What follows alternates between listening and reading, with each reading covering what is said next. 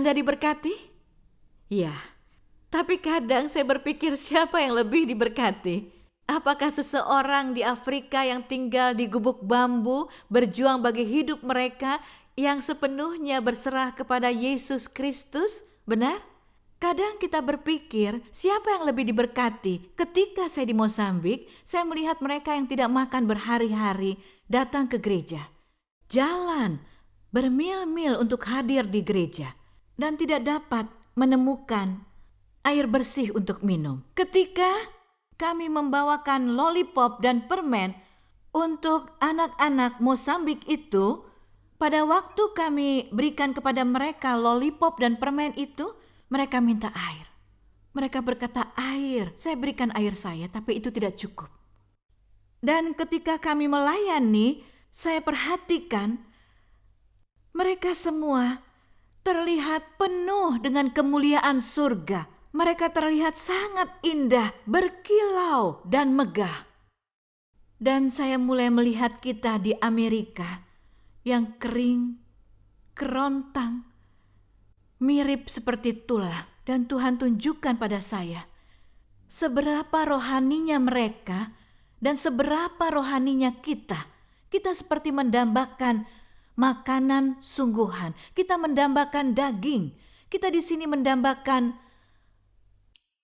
pemuridan untuk benar-benar mendekat kepada Yesus Kristus.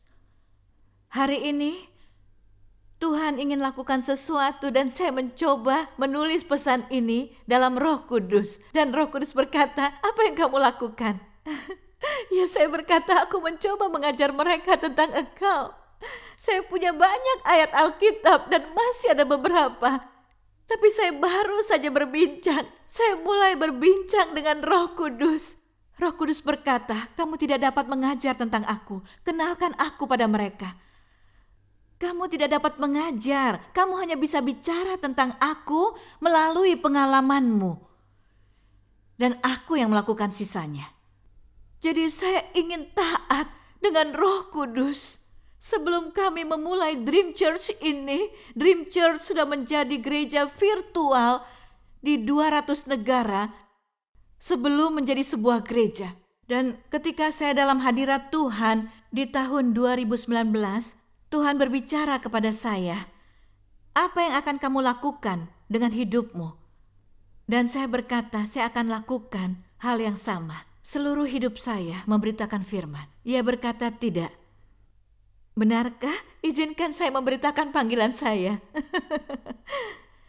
Tapi Tuhan berkata pada saya, apa yang kamu lakukan jika kamu tidak takut kehabisan uang dan tidak takut gagal? Apa yang akan kamu lakukan? Saya bertanya kepada Anda hari ini. Tuhan akan menjawab Anda. Anda akan menemukan jawabannya bersama Roh Kudus hari ini. Tapi jika Anda takut kehabisan uang, tapi mari kita berterus terang.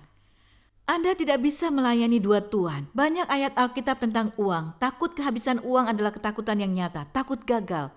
Benar? Jadi, saya berkata, saya akan memulai Dream Church sebagai gereja pemuridan. Bukan seperti gereja yang tumbuh seperti rumput liar. Dan itu bisa saja terjadi. Saya ingin memulai gereja pemuridan. Karena Amerika tidak butuh gereja baru di negara ini. Kita tidak butuh gereja baru. Coba lihat, di blok yang sama ada 2-3 gereja. Kita butuh pemuridan. Jadi saya sangat bersemangat. Tuhan berkata, lakukanlah. Hari pertama kami melakukannya di Region. Kami membuka kelas. Itu keajaiban. Saya berharap ada 12 orang. Ini yang saya katakan, Tuhan berikan saya 12 orang. Ingat siapa yang pertama? Kalian kan? Wow, kalian masih setia di sini. Oke? Dan saya berkata, Tuhan, jika Engkau memberi 12 orang, sama seperti Engkau dengan 12 orang. Dan saya butuh 12 orang. Dan seperti seluruh ruangan penuh, itu kelas terbesar. Tuhan berkata, kamu belum percaya. Percayalah, ketika kamu melakukan keinginanku, mereka akan datang. Ketika kamu meninggikan namaku, mereka akan datang. Berjalan dalam ketaatan, mereka akan datang. Dan sejak hari itu kami mulai bertumbuh. Tapi ketika saya berdoa dan ketika Tuhan memberi saya visi membahas 66 kitab di Alkitab dalam program 1 tahun dan pementoran tua muda, hanya pementoran dan pemuridan. Saya bertanya kepada Roh Kudus, apa yang kau ingin aku lakukan, bagaimana caranya?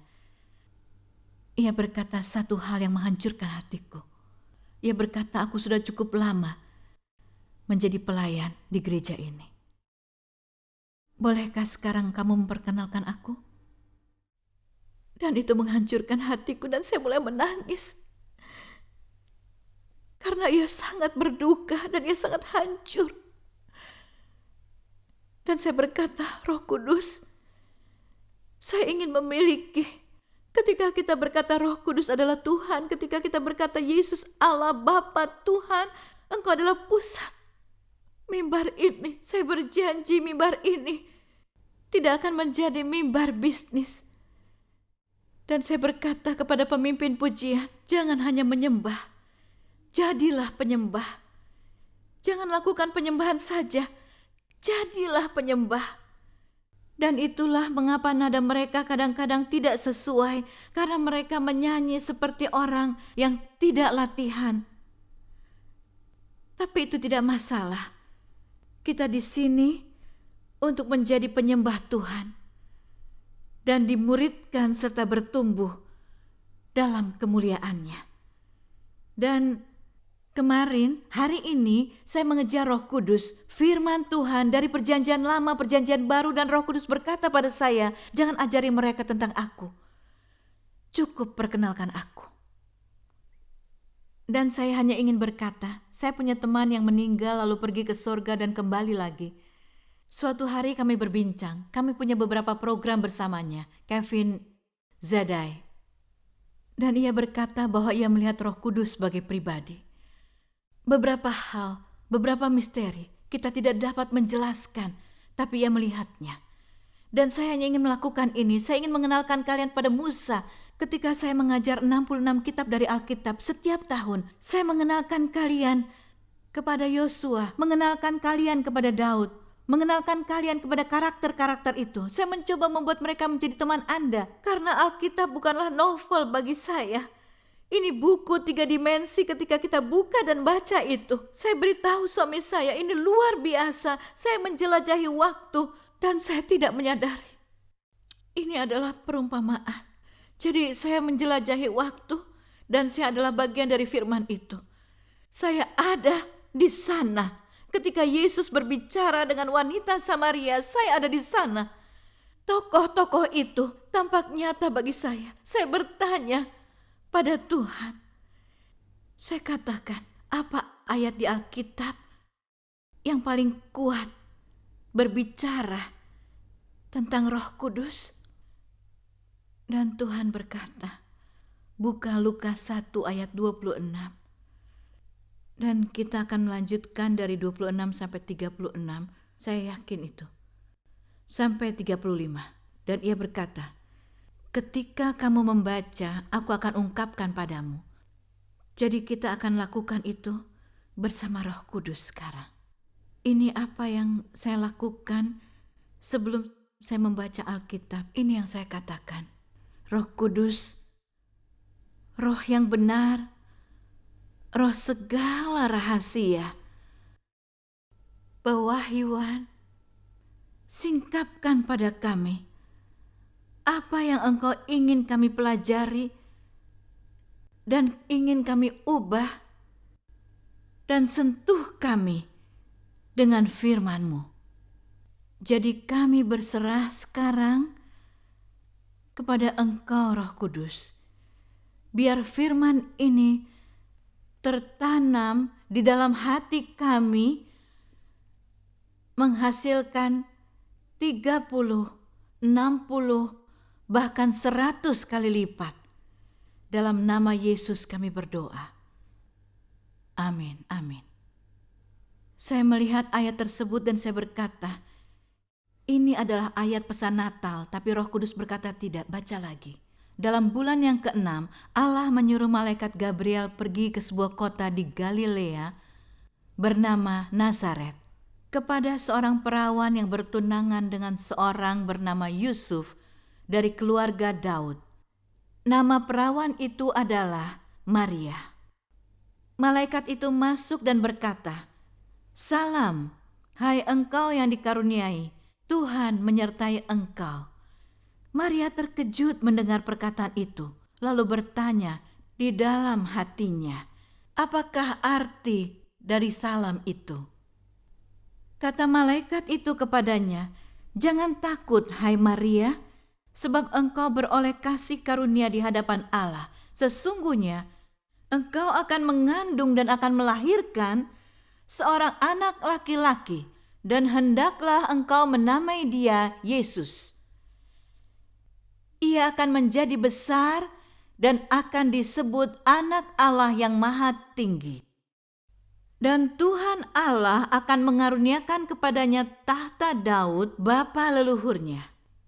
Dan ia akan menjadi raja atas kaum keturunan Yakub sampai selamanya. Dan kerajaannya tidak akan berkesudahan." Kata Maria kepada malaikat itu, "Bagaimana hal itu mungkin terjadi karena aku belum bersuami?" Jawab malaikat itu kepadanya, "Roh Kudus akan turun atasmu, dan kuasa Allah yang Maha Tinggi akan menaungi engkau. Sebab itu, anak yang akan kau lahirkan itu akan disebut Kudus, Anak Allah." Haleluya. Ketika saya membaca itu, Roh Kudus berkata, buah dari Maria adalah Yesus. Lihat, Roh Kudus menyingkapkan Yesus. Roh Tuhan menunjukkan dan menyingkapkan Yesus dan Bapa. Inilah kenapa ketika doktrin atau teologi atau gereja, mereka melupakan Roh Kudus, mereka melupakan semuanya. Inilah perbedaan di antara 66 kitab dalam Alkitab dalam 1 tahun. Dan banyak sekali, banyak buku pengajaran Alkitab lainnya dan pemuridan. Karena tanpa kuasa Roh Kudus, kita tidak mendapatkan pewahyuan dari firman Tuhan. Dan tanpa Roh Kudus, kita tidak dapat berubah dari pewahyuan Tuhan. Hanya melalui kuasa Roh Kudus, kita tahu Bapa, kita tahu Sang Anak. Roh Kudus menyingkapkan kepada kita siapa Yesus, siapa Bapa. Seringkali ketika saya melihat orang kerasukan setan, ada yang bertanya, bisakah seorang Kristen kerasukan setan? Saya berkata, tidak bisa. Tapi orang yang dirasuki oleh setan, yang biasa disebut kesurupan, mereka sangat penuh dengan setan. Dan Anda melihat mereka membahas kekristenan. Mereka tahu firman Tuhan. Mereka tahu Alkitab dengan sangat baik. Dan Anda akan mulai bingung ketika Anda melakukan pelepasan. Bagaimana seseorang bisa dimasuki banyak setan ketika mereka mengaku sebagai orang Kristen. Tapi mereka tidak tahu Bapa dan Sang Anak melalui pewahyuan dari Roh Kudus. Karena keselamatan pengalaman supranatural. Keselamatan tidak bisa dibuat-buat atau dipalsukan.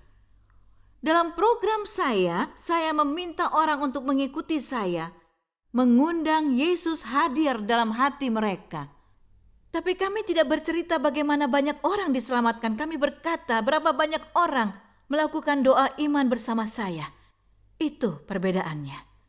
Karena kita tidak mampu berkata berapa banyak Orang yang benar-benar beriman menerima Kristus melalui pengalaman keselamatan yang supranatural. Benar?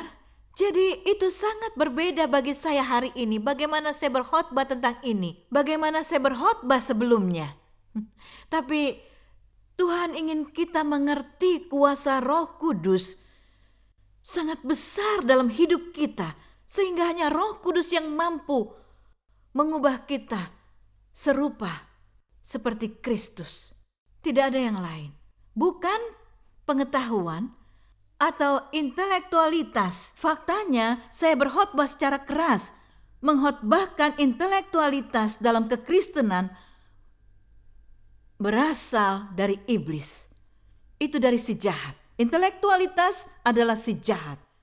Saya melihat roh jahat itu pada orang-orang. Mereka sangat luar biasa. Mereka tahu cara berkhotbah. Mereka tahu bagaimana berbicara tentang asal kata. Bahasa Yunani, bahasa Ibrani, semuanya. Tapi hadirat Roh Kudus tidak ada. Dan tidak dapat mengubahkan. Kecuali orang itu sangat lapar akan firman Allah dan kebenarannya. Dan itulah kenapa kita sering melihat kekristenan yang menjijikan. Kita sering melihat kekristenan yang buruk. Kita sering melihat Kristen yang suatu hari saya ceritakan hal ini kepada wanita itu. Dan dia berkata, saya bersyukur Anda tidak bersaksi ketika saya beragama lain. Karena jika Anda bersaksi pada saya tidak akan menjadi Kristen. Saya bercerita kepada seseorang beberapa tahun lalu. Kenapa? Karena saya berbicara hari ini tentang saksi Roh Kudus. Apa yang Roh Kudus lakukan? Sekarang, ayat selanjutnya yang akan saya buka adalah Kisah Para Rasul 1 ayat 8. Roh Kudus berkata, bagikan ini karena ada kuasa dalam firman ini juga. Kamu akan menerima kuasa kalau Roh Kudus turun atas kamu, dan kamu akan menjadi saksiku di Yerusalem dan di seluruh Yudea dan Samaria sampai ke ujung bumi. Dan Lukas 1 ayat 35, Roh Kudus akan turun atasmu dan kuasa Allah yang maha tinggi akan menaungi engkau. Sebab itu anak yang akan kau lahirkan itu akan disebut kudus, anak Allah. Kisah Para Rasul 1 ayat 8 berkata, kamu akan menerima kuasa, dunamis dalam bahasa Yunani, ketika Roh Kudus turun atas kamu, dan kamu akan menjadi saksiku di Yerusalem dan di seluruh Yudea dan Samaria, bahkan sampai ke ujung bumi. Jadi apa yang Tuhan lakukan ketika Roh Kudus turun atas kita dan dalam kita, dan ketika kita memiliki kuasa Roh Kudus,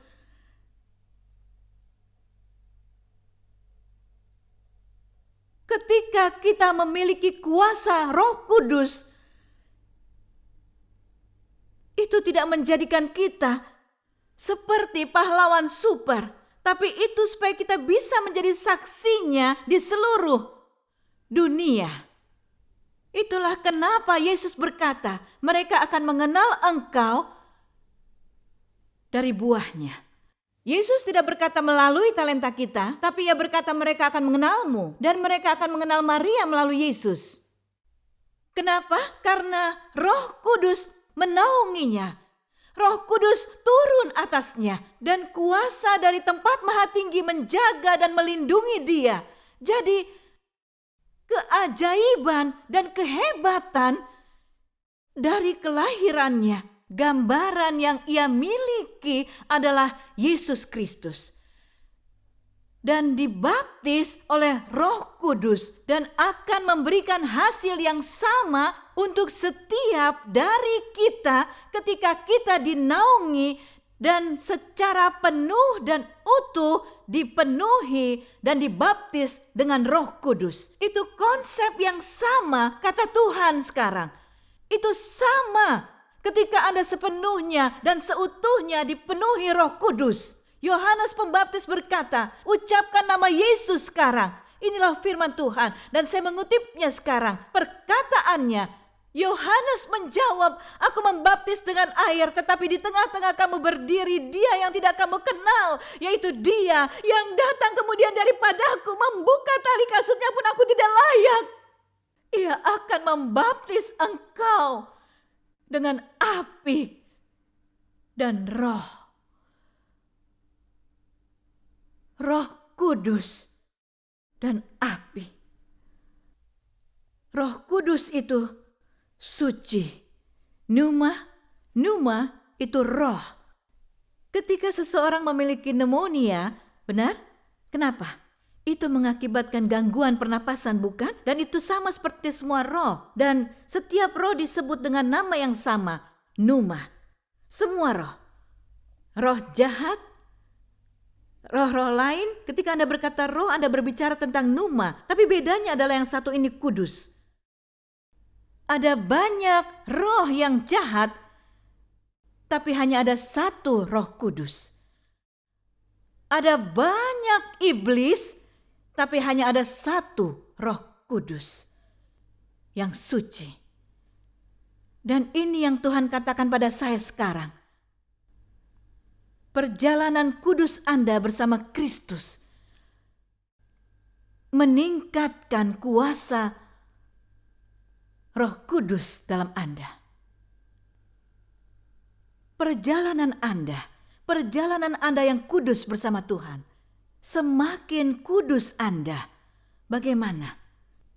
Ia yang akan menjawabnya. Semakin berkuasanya hidup Anda, semakin Roh Kudus hidup dalam diri Anda. Dan pengajaran akan kekudusan adalah permulaan kekudusan.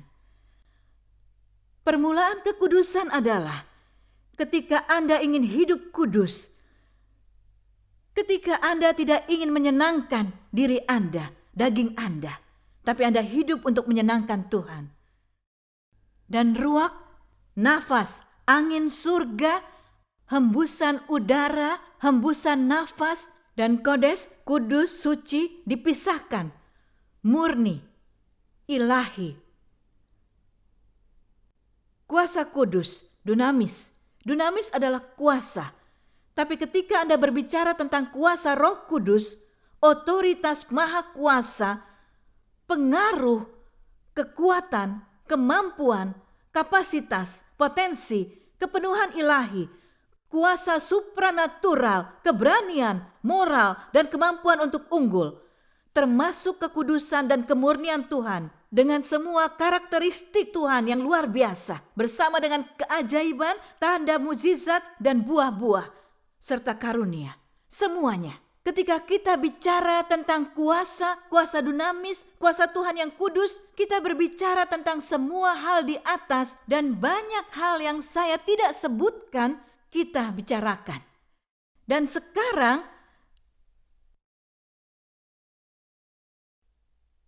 Tuhan memberitahu saya seberapa banyak pengganti dan hal-hal palsu yang mereka sembah dan coba mereka jelaskan. Dan tidak ada yang berhubungan dengan api kudus atau kuasa kudus. Bahkan ia berkata sekarang, dan saya akan melangkahkan beberapa kaki saya dan saya akan mencoba taat. Ketika orang berbicara tentang Star Wars dan kuasa, jika Anda berkata, kuasa ada beserta engkau, Anda harus bertobat sekarang dan membatalkannya. Anda bahkan tidak tahu kode rahasia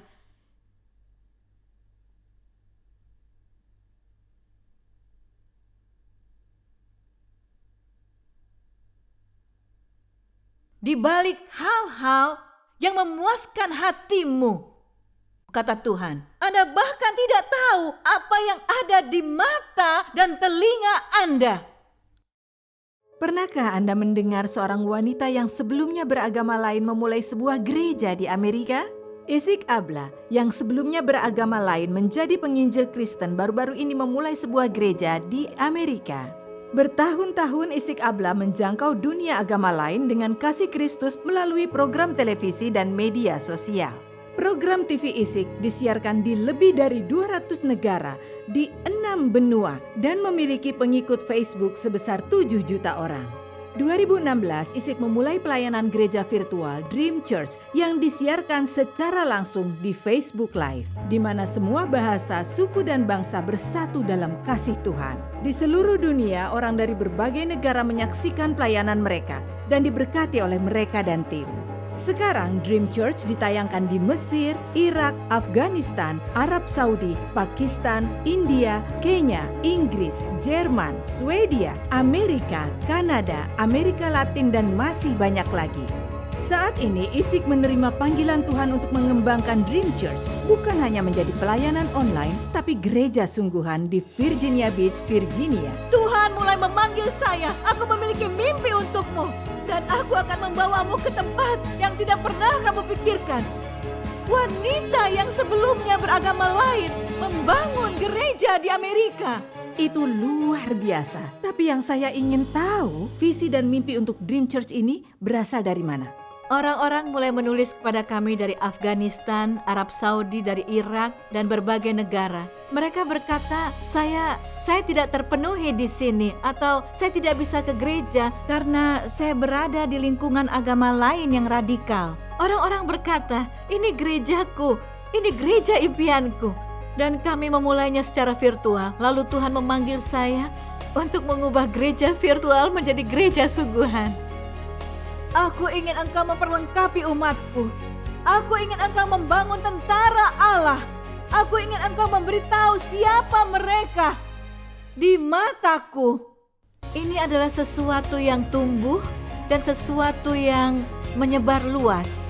Apa yang Tuhan mau adalah umatnya merasakan kasih. Saya suka itu, kebebasan itu. Karena saya sudah lihat beberapa ibadah online yang isinya tentang kebebasan, sukacita, cara-cara kita melihat Tuhan bergerak di gereja. Visi kami adalah memperlengkapi orang dan mengaktifasi orang. Malam ini Tuhan ingin mengungkapkan identitas kita. Karena banyak orang yang duduk di sini dengan potensi, tapi mereka kehilangan diri mereka. Lebih besar lagi, kami bergerak untuk kebangkitan rohani. Kami berdoa untuk kebangkitan dan kebangunan rohani. Apa mimpi Anda untuk Dream Church? Mimpi saya adalah semua orang hadir dan merasakan kasih Tuhan. Mereka merasa bagaikan bagian dari keluarga Allah. Dan mimpi saya untuk Dream Church adalah agar api kebangkitan rohani menyala di bangsa-bangsa. Saya perkatakan, malam ini bersama Dream Church, mimpi Anda akan terpenuhi dalam nama Yesus Kristus. Saya perkatakan malam hari ini, Anda tidak akan menjadi yang terbawah. Anda tidak akan menjadi kedua terbaik. Anda harus tahu bahwa Anda adalah pilihan utama Tuhan.